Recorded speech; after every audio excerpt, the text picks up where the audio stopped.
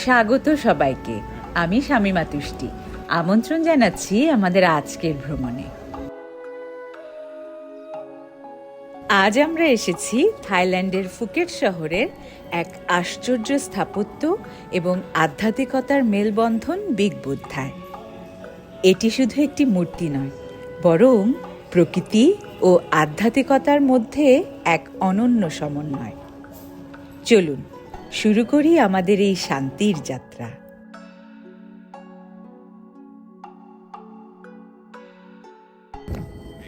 কেমন লাগছে তোমার? এই জায়গাটি শুধু একটি আর্কিটেকচারাল মাস্টারপিস নয়, বরং প্রকৃতির মাঝখানে এক শান্তির আশ্রয়স্থল। এই জায়গার সবচেয়ে বড় আকর্ষণ কি জানেন? আপনি শুধু বুদ্ধ মূর্তির সৌন্দর্যই উপভোগ করবেন শুধু তা না, বরং পুরো ফুকেট শহরের এক অনন্য প্যানোরামিক ভিউ দেখতে পারবেন। সবুজে ঢাকা পাহাড়, হালকা হাওয়া আর মাঝে মাঝে সাগরের ঝলক, সব মিলিয়ে এ এক অসাধারণ অভিজ্ঞতা। বিগ বুদ্ধার চারপাশের প্রকৃতি এতটাই শান্তিময় যে মনে হবে আপনি এক অন্য জগতে চলে এসেছেন। এই জায়গার প্রকৃতি যেন এক বিশেষ উপহার। পাখির ডাক, গাছের ছায়া আর ঠান্ডা বাতাস, সবকিছু মিলে এ এক পরিপূর্ণ অভিজ্ঞতা। আমার ভিডিওগুলো যদি আপনাদের ভালো লেগে থাকে তাহলে একটি লাইক দিয়ে দেবেন।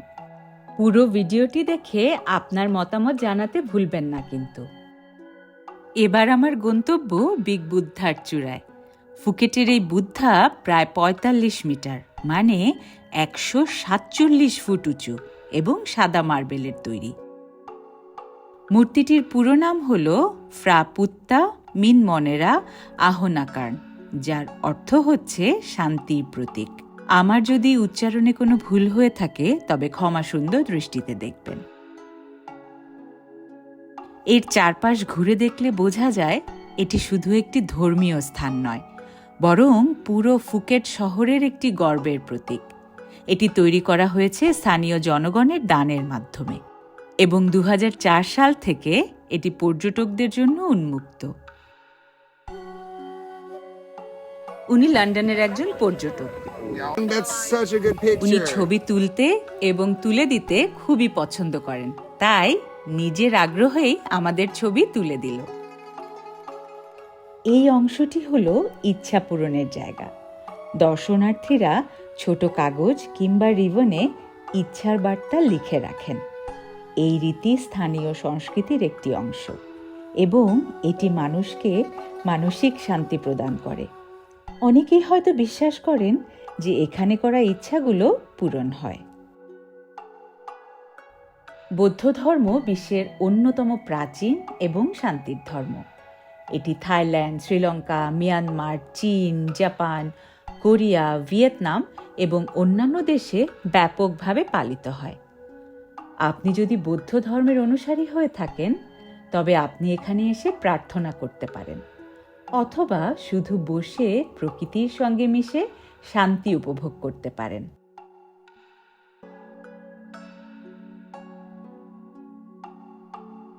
এখানে স্থানীয় মানুষেরা প্রায়ই প্রার্থনার জন্য আসেন। তাদের বিশ্বাস এই মূর্তি আশীর্বাদ এবং সুখের প্রতীক।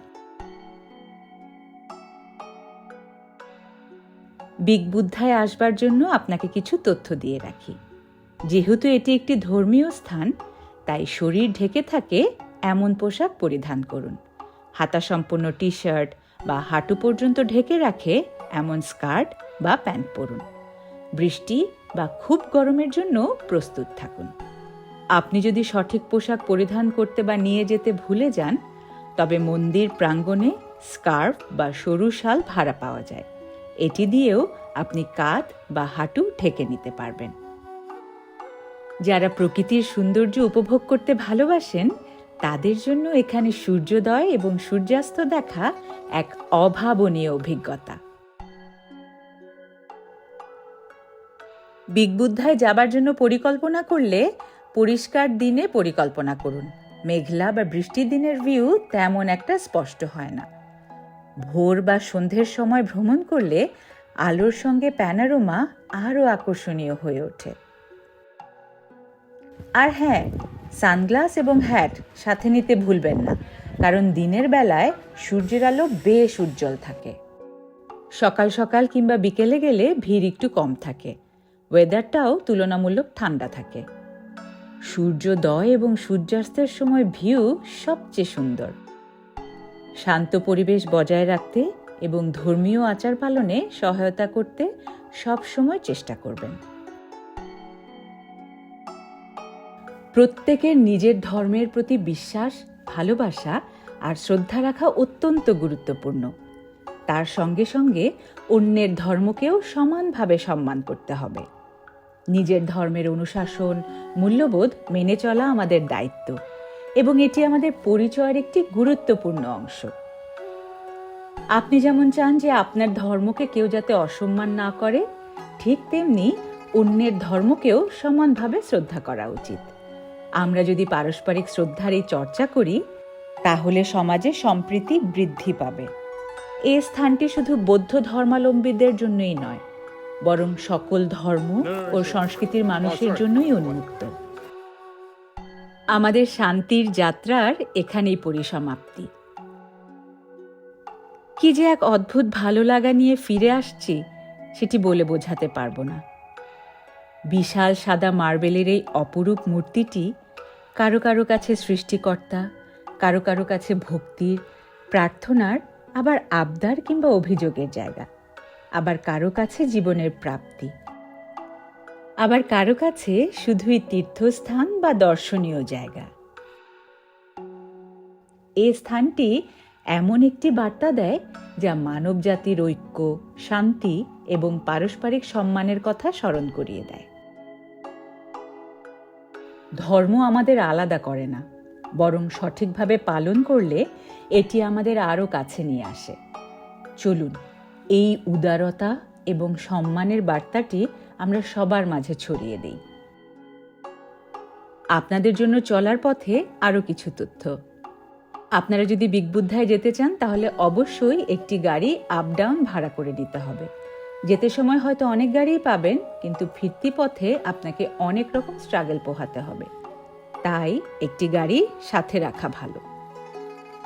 এই জায়গাটি দর্শনার্থীদের জন্য অত্যন্ত বন্ধুসুলভ। প্রতিটি মানুষ আপনাকে আগলে রাখবে। এই জায়গাটিতে খাবারের ব্যবস্থা আছে, পানির ব্যবস্থা আছে, ওয়াশরুমের ব্যবস্থা আছে এবং খুবই সুন্দরভাবে সকল কিছু পরিচালিত হয়। আজকের মতো তবে এখানেই বিদায় নিচ্ছি। ভিডিওটি ভালো লাগলে লাইক, কমেন্ট, শেয়ার করুন। সাবস্ক্রাইব করতে ভুলবেন না যেন। আর হ্যাঁ, আগামী পর্বে দেখা হবে ওল্ড টাউনে। না, বাংলাদেশের ওল্ড টাউন না, এটি হচ্ছে ফুকেট শহরের অন্যতম প্রাচীন একটি শহর। সেই শহরটি দেখতে কেমন, কি করেছি এবং কি দারুণ দারুণ খাবার খেয়েছি, তার সকল কিছুই নিয়ে হাজির হব। ততক্ষণ পর্যন্ত কিন্তু আমার সাথেই থাকতে হবে। আমার ভিডিওগুলো দেখে আপনারা ফুকেট শহরের বিগ বুদ্ধায় যাবেন কি না, সেটা কিন্তু কমেন্ট করে জানাবেন। আর অবশ্যই পরবর্তী পর্বটি দেখবার জন্য অপেক্ষা করবেন। ধন্যবাদ।